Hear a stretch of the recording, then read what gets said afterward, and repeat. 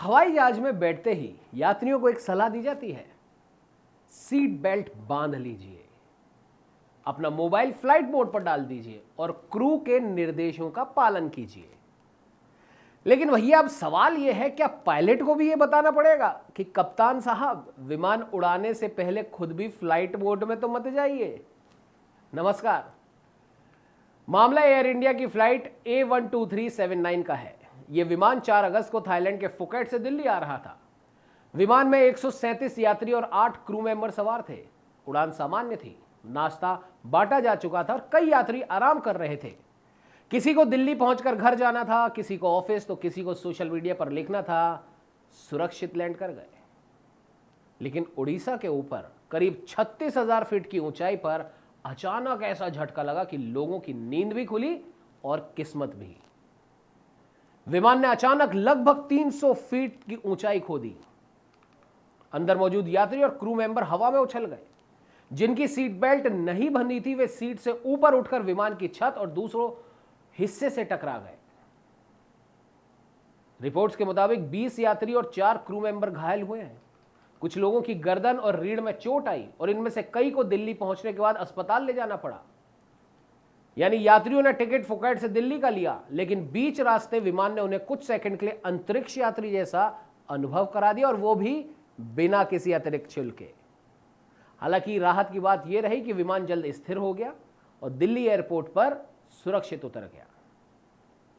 शुरुआत में air India ने इसे टर्बुलेंस से जुड़ी संक्षिप्त घटना बताया, लेकिन बाद में सामने आई जानकारियों ने मामले को मौसम से उठाकर सीधे कॉकपिट तक पहुंचा दिया।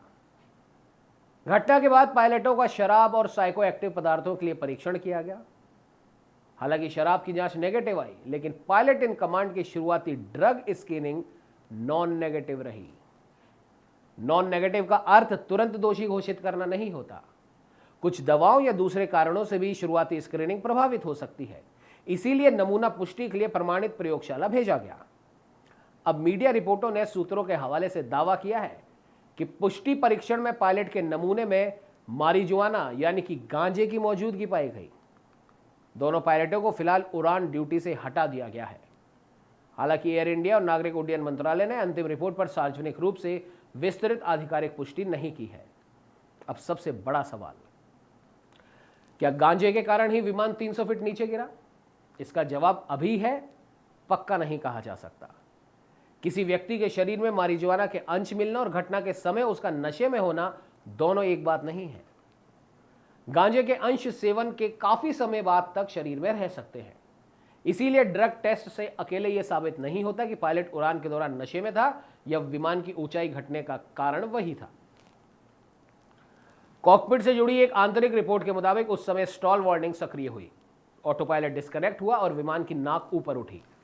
नियंत्रण संभाल रहे फर्स्ट ऑफिसर ने स्टॉल से बचने के लिए विमान की नाक तेजी से नीचे की। इसी प्रक्रिया के दौरान विमान ने लगभग 300 फीट ऊंचाई खोई और कुछ क्षणों के लिए नेगेटिव जी जैसी स्थिति बनी। मतलब अभी जांच ये देख रही है कि असली खलनायक कौन था, तकनीकी खराबी, सेंसर की समस्या, मानवीय चूक या कई कारणों का मेल। AAIB ने flight data recorder, cockpit voice recorder, विमान की तकनीकी स्थिति, मेडिकल रिकॉर्ड और क्रू के बयानों की जांच शुरू कर दी है। एयरबस और फ्रांस की जांच एजेंसी भी तकनीकी सहायता दे रही है। अब आप सोच रहे होंगे कि गांजा शरीर पर प्रभाव क्या डालता है। इसमें मौजूद THC प्रतिक्रिया की गति कम कर सकता है, निर्णय लेने की क्षमता प्रभावित कर सकता है तथा संतुलन, याददाश्त, तालमेल और परिस्थिति को समझने की शक्ति बिगाड़ सकता है।